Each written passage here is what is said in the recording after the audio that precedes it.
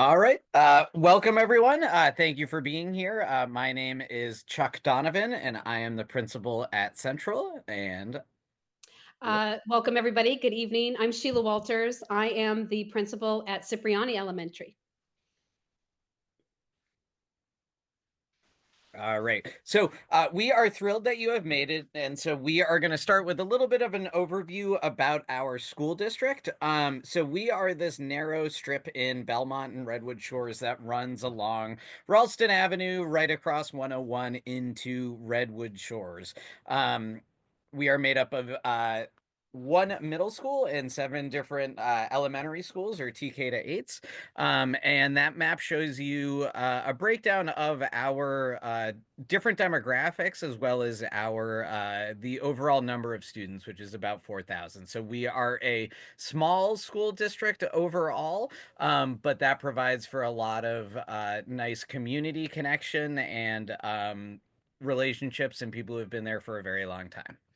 Next slide, Jerome. So one of the things we love about BRSSD schools is that we offer award-winning schools and programs. And so we have a number of our schools have received the California Distinguished School Award, the Blue Ribbon Award, as well as a variety of different awards and grants that have been given to us, and awards overall. Next slide, Drew. We also have generally very high achieving test scores overall, as demonstrated on this slide. So just to reiterate, we're thrilled that you've made it. You're in a really great small school district where a lot of great things happen. So next slide, Jerome.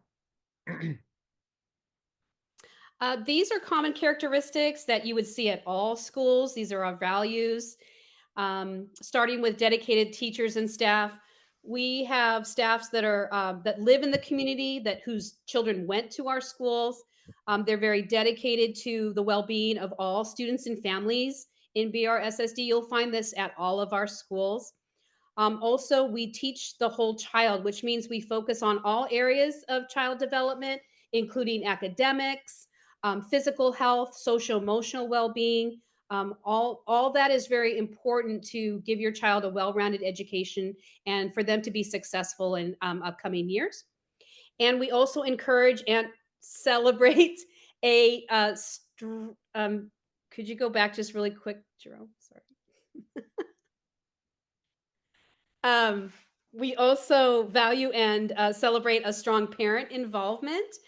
Building that community is so important. Again, it makes your child's school experience so much richer when there is that strong sense of community, and your teachers and the students know each other and the parents know each other.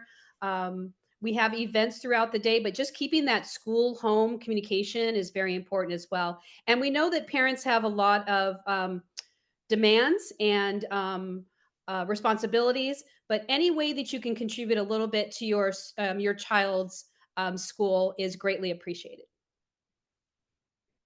Next slide.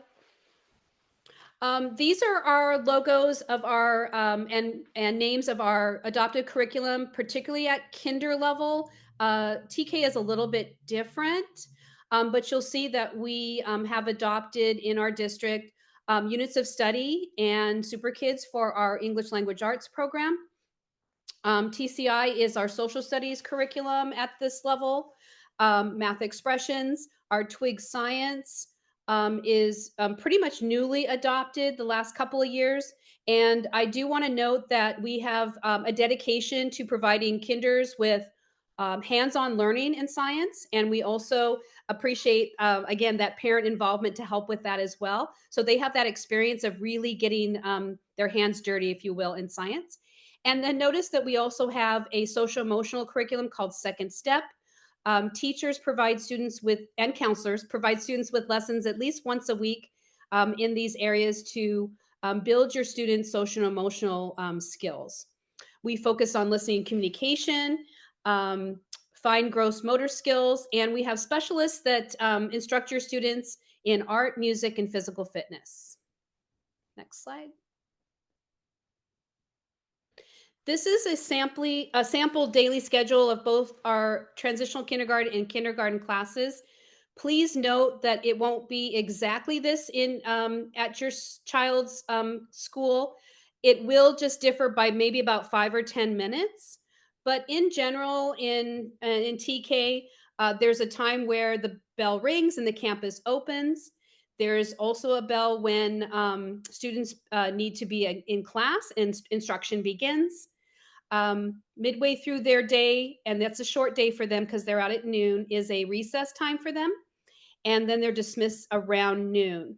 Lunch or for TK, whether it be home lunch or school lunch, is served or before dismissal. And then for our kindergarten students, similar start to the day. Their recess most likely will be staggered. And then they have lunch around 11:30, 12 o'clock. And their dismissal again is around 1:15, 1:30 in the afternoon. Again, when you get communication from your child's school, you'll get the schedule that fits their exact day. Next slide.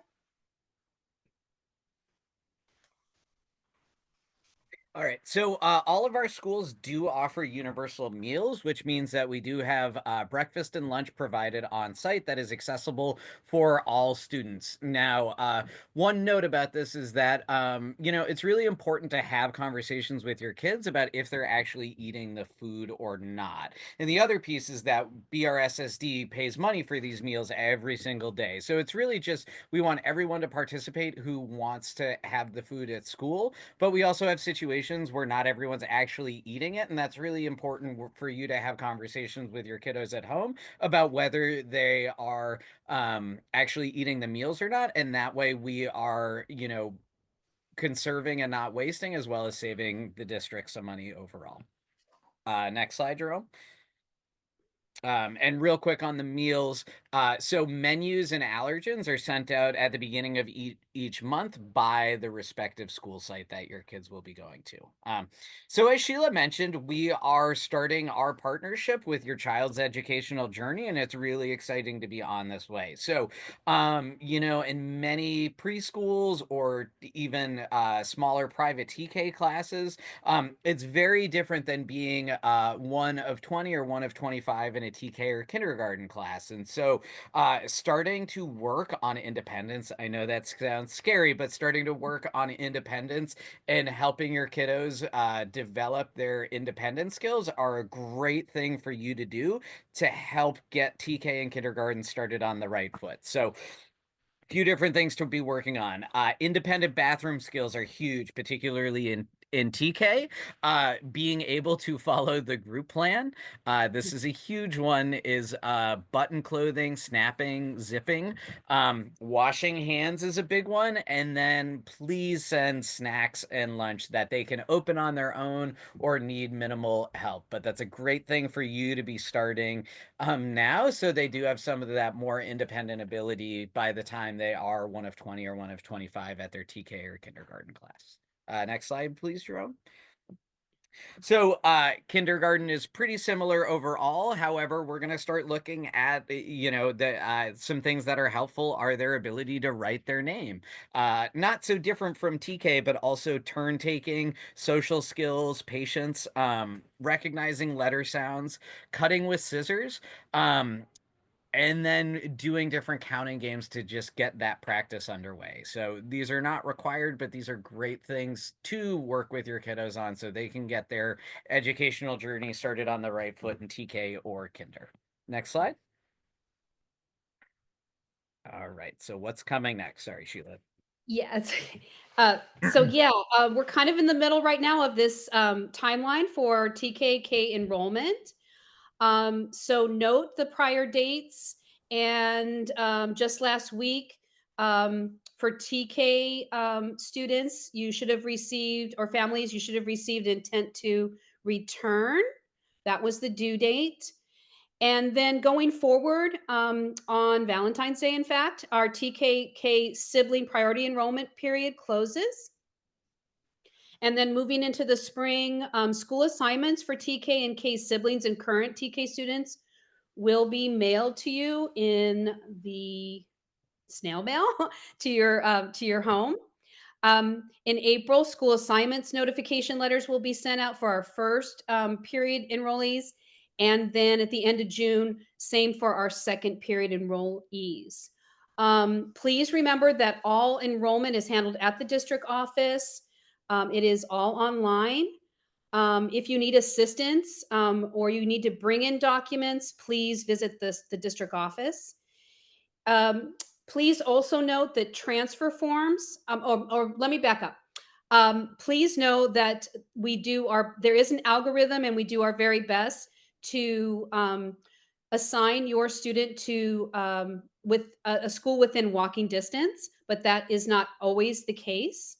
Um, just please know that you can apply for a transfer, an interdistrict transfer, but that won't happen until about 4 weeks before the school year begins, around sometime in July.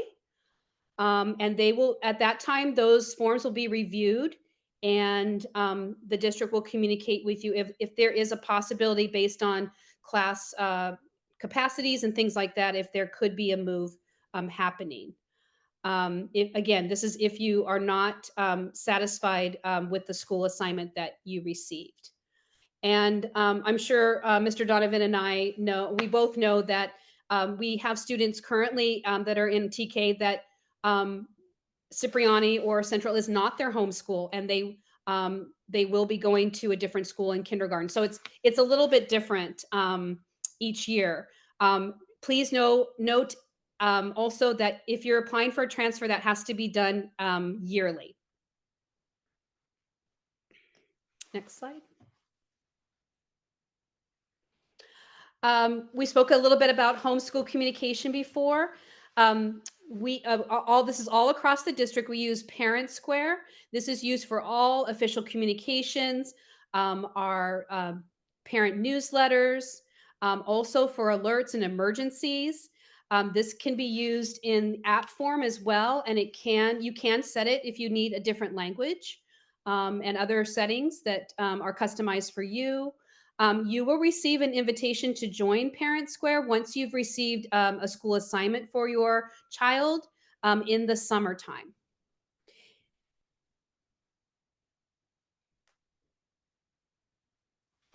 All right. So the enrollment portal is open. So as Sheila mentioned, we're kind of in the middle of this piece, which is why you are probably here at this seminar. So everything is online. Okay. So make sure you get your required documents current and uploaded. If you do need enrollment assistance, please make sure you schedule an appointment and they'll follow up with you. So we do need all of the pieces of information when you do come.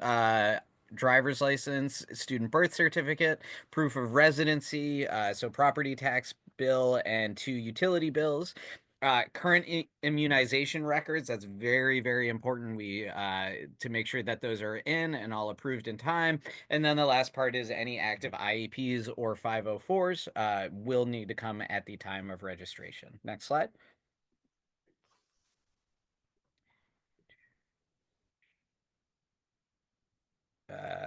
Okay, that's a lot of what I just mentioned, but there's a couple points for emphasis just to make sure everyone's clear. Sorry, Jerome, can you hop back to that one?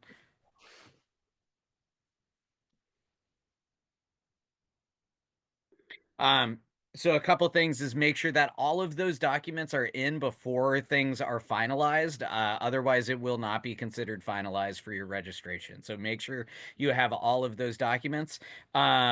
Make sure this is an important one that sometimes gets people into just like more of a headache than is needed. Please make sure both utility bills proving residency are under the parent, guardian, or caregiver name. And then your immunizations do need to be up to date. If the residency is not in the parent or caregiver game, we will need a shared residency affidavit. All right, next one, Jerome. Okay. So there are childcare options for TK and K families. And so there's a champions program at Sandpiper. There's also the Sandpiper Youth Club. San Carlos and Belmont Aftercare for is located at both Fox and Central. And then Footsteps operates at all of the different BRSSD sites, and they take them to the Barrett Community Center. Next slide. All right. So the other part is for our expanded learning opportunities program. And so this is for eligible students. And so students who are socioeconomically disadvantaged or students who do not, or students who are designated as English learners have the opportunity to participate in some extended day where there is aftercare, and it's typically made up a program where there is after school supervision. They spend some time doing some academic work and working on those learning opportunities, but then also doing some fun and games for the kiddos overall. Next slide.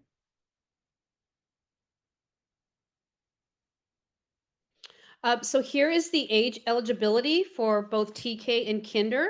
And if you notice the bottom section there, which is talking about this upcoming school year, 25-26, transitional kindergarten is open to 4-year-olds whose fourth birthday occurs on September 1st or before, including September 1st.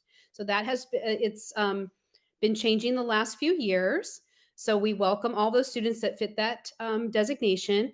And then for our kindergartners, it's enrollment for 25-26 open for all kindergartners whose fifth birthday occurs by this upcoming September 1st. Next slide. BRSSD has a funding source, a fundraising campaign that's called School Force. It is the purpose of it is to close that gap between our state funds and the educational experiences we want your child to have in our school district. Again, that makes that rich learning environment. And what School Force pays for, and there is you'll be hearing more about this in the definitely at the beginning of the school year because that's our fundraising calendar time. School Force supports personnel, as in reading specialists and physical fitness coaches, additional teachers, librarians. It also funds grants that teachers can apply for. Excuse me. Um, Assemblies, um, art programs, all really enriching things that add to your students' education. Um, and then we also we're in a partnership with all of our PTAs, a dedicated group of parents that devote a lot of their volunteer hours and time to supply things to our district and our schools to like again assemblies, field trips, things like that that can be added bonuses for the school year and for experiences for your children. We completely encourage you to join your school site's PTA. It's really great to have parents of younger students join because then even if they just aren't will get a little bit involved at the beginning because then they can grow in their leadership skills and maybe devote more time as their child gets older because they're more familiar with the school site. We really want to grow those leaders in our parents as well as our students. So that's kind of a good thing. Again, School Force is something you'll be hearing about, and we appreciate any amount that you can donate, again, to support all of our schools in BRSSD. Next slide. And once again, we all believe and we know that you are your child's first and foremost influential teacher. You're obviously a very vital part of their lives, and having adults that care about your child as well here at school is just a very wonderful experience. And we encourage you to be again involved as much as you can. And here are just some ways that you can donate and volunteer your time at school. We have opportunities for parents to be room parents to sponsor events in your room, celebrations, activities, things like that. Supporting your teacher in the classroom or a library if you can. We all love having parents out there at yard duty. It really helps with supervision. And it's a great experience. You get to see the kids in that free flowing environment and playing with their friends and seeing their activities that they're doing. Um, Being a chaperone on field trips, helping with events such as book fairs and science fairs, serving on student council and our English learner advisory committees is greatly appreciated because that's a joint effort between our staff and our parents to move our schools forward with our school plans and our school goals. And parent voice is very important in those areas. So we appreciate all the volunteer hours and ways that you can become involved in your child's school. Next slide. So as we've touched on a number of things times, are you getting it yet? Your parent involvement is super, super important. Again, many of us administrators sign off with in partnership in many of our messages, and we truly believe that because our partnership is what makes our ability to make great things happen for your kiddos. Um, and so I'm just gonna say up front that like I know Sheila and I take no pleasure in asking you guys to donate money already, but the reality is in California they do not properly fund the public schools, and so this means that we are often needing to go and we are often needing to go and work on fundraising to provide what you probably grew up with as a basic, robust education where you came from.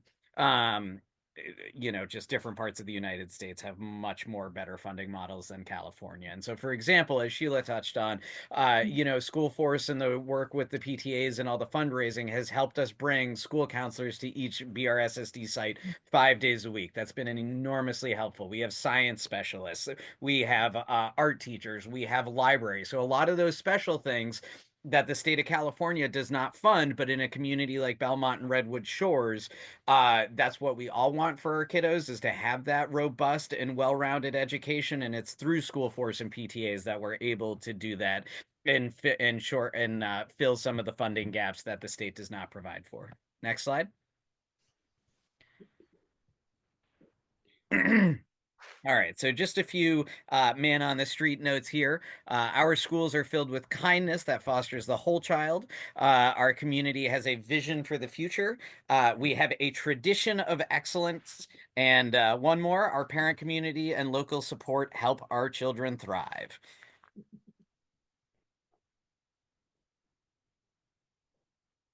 And so, if you need any help with registration, anything of that nature, please reach out to Jocelyn. She is helping do the onboarding and complete the registration process. If you do have any questions or need support in person, that's who you're going to contact.